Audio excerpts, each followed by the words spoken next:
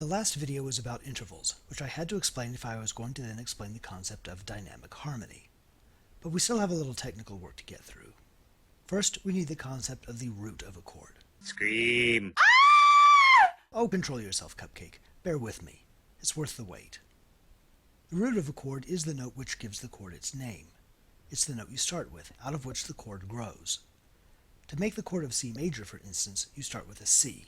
To that note, you first add the interval of a third, that's E, and then add the interval of a fifth, that's G. Same with all the other chords you can build on all the other notes.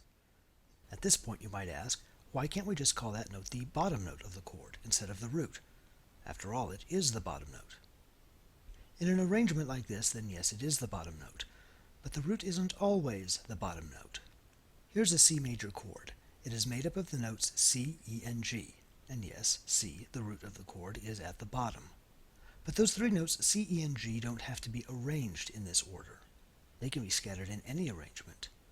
This is also a C major chord, even though the bottom note is E. So is this, though the bottom note is G.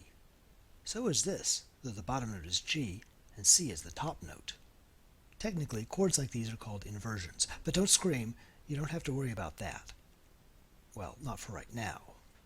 The takeaway is that even though the bottom note varies with the arrangement of the notes, C is always the root of the chord, because that's the note we started with to generate the set C, E, G. The root is the note that gives the chord its identity, because the other notes in the chord are arranged in relation to it. Now in the last video we talked about intervals. Let's put talk of intervals and talk of roots together to talk about root movement. Scream! Root movement is a shorthand way of describing a succession of chords.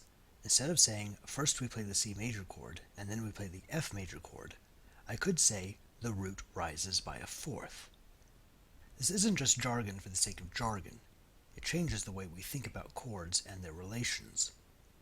By talking about root movement, we can think of the root as a single note that is moving through the song, generating chords as it goes. Suddenly, we don't have chords sticking to each other haphazardly like Lego bricks. We have a melody. That's the root, doing its movement, generating chords as it goes along.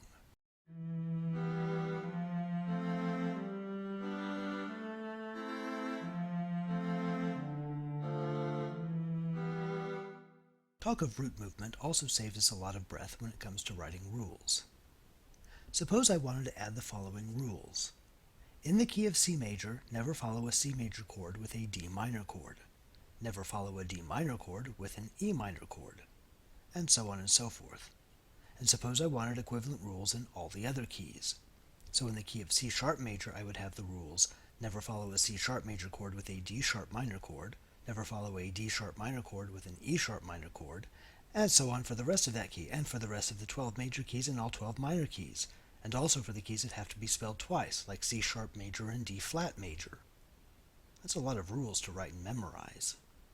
Or I could just say, never move the root up by a second. This tells you that whatever the root of your chord is, don't follow it with a chord whose root is above it by the interval of a second. And that covers all the cases, saving us a lot of effort and memory. Well, anyway, that example I just gave, that's not a rule. Forget it. But with the concept of root movement, we can now define another concept, strong root movement. Scream! No, wait, stop that. It's not going to be that bad. Strong root movement occurs when the root rises by a second, falls by a third, or rises by a fourth. So the G major chord followed by the A minor chord, that's root movement up by a second, G up to A. That's strong root movement. The E minor chord followed by the C major chord, that's root movement down a third. That's strong root movement. The C major chord followed by the F major chord, that's root movement up by a fourth. That's strong root movement. Okay, I've got one more technical thing to introduce that will spare a lot of effort and confusion going forward. Don't scream, but feel free to whimper a little. The notes on a keyboard are kind of like the chance and community chess spaces on a Monopoly board. There are a couple of chance spaces, but each one draws from the same pile of cards. The spaces are equivalent to each other. There is not one set of rules for one chance space and another set of rules for the other chance space. That's kind of the way that it is with the musical notes. C, for instance, appears lots of times on the keyboard. Of course, these occupy different octaves, like the chance spaces occupy different sides of the Monopoly board. But they all draw on C, and so in terms of function, they are all equivalent. So, start on G, move to C. Here are 4 different notes you can move to, but in terms of root movement, they are all equivalent to each other. And this means that no matter which C you move to, in terms of function, you are moving up a fourth. This is movement up a fourth, and so is this, and so is this. A root can appear anywhere on the keyboard. It can appear in any configuration with the other notes of the chord. This means that lots of chord arrangements can count as root movement up a fourth. Here is one, from C major, the notes marked in blue, to F major, the notes marked in orange. The C chord, the notes C, E, G, is easily recognizable, and so is the F chord, the notes F, A, C. This is obviously a case of the root moving up by a fourth. Now here is another case of root movement up by a fourth.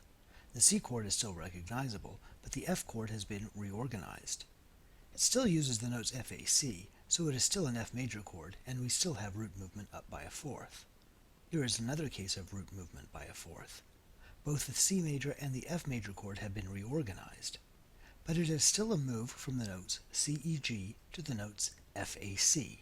And since the roots of those chords are C and F, it still counts as root movement up a fourth, even though on the keyboard it looks like the leap of an 11th from the C to the F. But movement up by an 11th is still equivalent to movement up by a fourth, and so it can still be described as root movement up by a fourth. It's a bit like in math. The fractions 22/44 and 7/14 look very different, but they both reduce to 1/2. A root that rises by an 11th or falls by a fifth both reduce to root movement that rises by a fourth. So far this has just been to give a definition of strong root movement. What is that good for? That will have to wait until next time. Scream. Oh, knock it off.